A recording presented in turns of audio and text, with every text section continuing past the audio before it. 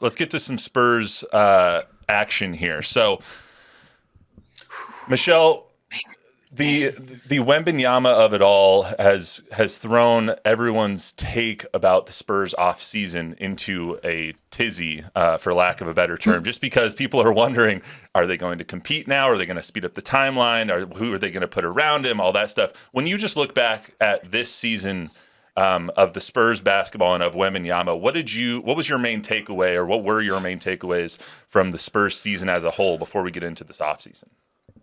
I think from the All-Star break on, there was just a significant vibe change. And I think watching Wembanyama, a 20-year-old coming in this league with that kind of pub and hype and expectation, I was genuinely resigned to the idea that, okay, he's going to come in, he's going to have some struggles, he's going to have some learning curve, and all of that's fine. And I think he was just so ahead of schedule on everything and shocked so many people with not just sort of what people expected him to be good at, but with the other things. And you could kind of see the progress as the season went on, like the skills that he was picking up and the way he would answer questions and the confidence. I mean, when we get to the end of a season and he's basically telling Rudy Gobert, enjoy your last defensive player of the year award, I was just like, this is going to be one heck of a ride. And so, yeah, I think ahead of schedule is how I would most describe it. Because when he came in, there was no way he was going to exceed expectations with all that was said. I mean, Woj was going on saying he's the greatest prospect in the history of professional sports.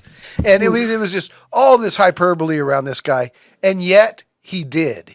Yet after the All-Star break, because he was working on his post game, because he was a sponge and wanted to learn, and he just happens to be an amazing human being outside of being a basketball player. He's got an old soul work ethic.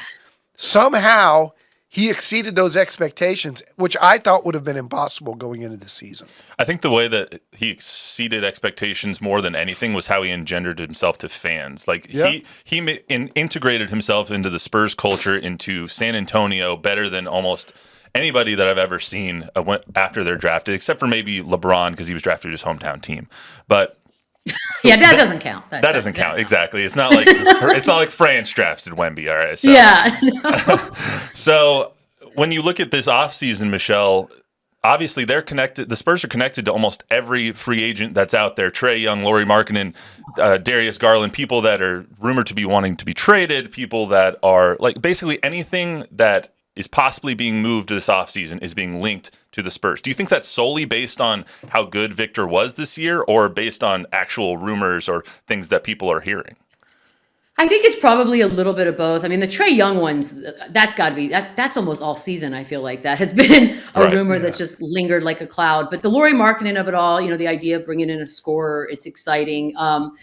What's crazy to me, or what I think the hard part of the job that Brian Wright and company's got to do is, you don't want to go too fast, and you don't want to bring in too much of a seasoned veteran that you don't get to grow the team together. But at the same time, what might have been a more slowed down, slower paced building process, I have to believe that they're going to speed that up a little bit because of how ready Wemby looks. And you don't want, I mean, I'm not saying you're going to waste the years. The kid's 20.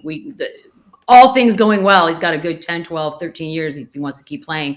And hopefully they're all in Spurs. But yeah, I think it's funny to go from San Antonio, where for years now, it's sort of been a bit of a drought and maybe not a destination. And all of a sudden players around the league have to take a real long look at playing in San Antonio, because if you attach yourself to Wembanyama early on and you can ride that journey, like who knows, sky's the limit. So I'm excited to see which veterans out there all of a sudden have opened their minds to possibly, move into South Texas. Yeah, and it doesn't seem to be a great summer for that veteran group. I mean, you hear Darius Garland and names like that, but I think they've got I think you're right on in that it's somewhere in between. It's not, going where, the ESPN talking heads this summer are talking about Victor Wembanyama wants to win now, and so they have to speed this up and they have to make these moves this offseason. I don't think they're going to do that. They have all those picks from Atlanta, unprotected first-rounders coming from Atlanta next year and in 27. You do not want to sacrifice those picks because you might get a really, really good player there. And so I don't think they trade those picks. But I do think they're looking to see who's going to be available next summer. You know, Jason Tatum's gonna become a free agent. There's going to be bigger names than Darius Garland. And so while I do think they might make a move with their 4 and 8th pick this year, they might pick up a Tyus Jones, or they might pick up a good veteran scorer here or there, or a big guy. I don't think they leverage everything and put together that 5 number ones, Keldon Johnson and Devin Vassell for Kevin Durant or whatever it is. Yeah, No! but They're not going to do that. Definitely not Kevin, but maybe someone else. But if you, where I stand with it is like, you have all these assets. You can't use all of these picks that you have. So you need to make some moves at some point. Boston had the same thing a little while ago when they traded Paul Pierce and Kevin Garnett and everybody, and they got this treasure trove of picks, and Danny Ainge just sat on them. And he sat on him, and now they're finally coming home to roost. And Danny Ainge is now doing the same thing in Utah, where he has all these picks, and he doesn't do anything with them. And he's trying to acquire more picks because of Lauri Markkanen. And it's like, at some point, you can't have more than 15 players on your roster, so you have to use some of these picks to acquire other veterans that'll help your team. Maybe you don't acquire Jason Tatum this offseason or one of the superstars and use all your picks, but maybe you do acquire a B-list guy, a Darius Garland, a Lauri Markkanen, a B-list guy that'll help you grow now, which I think is what both of you guys are saying. It also depends. It also depends on how well you like 4 and 8. You know, like true. Who's there? Like, do they get the 2 guys they really want, or do those 2 guys go at number 2 and number 3, and they really don't love 4 and 8? But if you love 4 and 8 and you think you have good players, then the Malachi Branhams of the world, the Blake Westleys of the world, kind of fall off. You don't renew those guys when it comes time to extend them, and you just go with the young guy, because you may have a guy at 4 and 8 this year that ends up being better than Devin Vassell. That ends up might being your second best player. I mean, I don't know. Take. I like it. This draft is weird. I mean, there's just so many unknowns and hopes and dreams, but. In my years, I've learned to sort of trust them, in the talent scouting pool. And so I continue to just ride that trust wave. And maybe there's someone out there we have no idea about that will, the next Tony Parker that will just be like, who's this? Next thing you know, he's in the Hall of Fame. That's best case scenario. That's what you hope for. And it happens from time to time, but they've missed as well. I mean, they got Vassell 1 pick after Halliburton. They could have had Halliburton. They got Sohan 3 picks before. They could have had Halliburton 1 pick before Halliburton.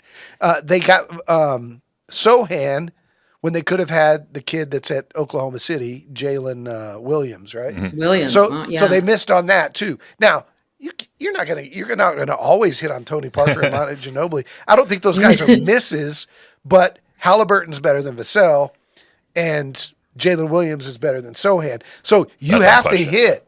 You have to hit when you get these chances. They missed on Primo, although nobody saw that coming.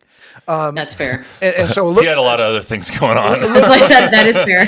I mean, if he would have panned out, he was on track to, they'd have their point guard of the future. So he was a dingling. You could really hit it big with 4. Pun received. Anyway, let's get. I can't help myself. Sorry. Still the greatest defense, though, of all time. I just to this day, I'm just like, what? Now, what happened? Okay, fair enough. All right, let's move off of that quickly. Let's go to the NBA Finals.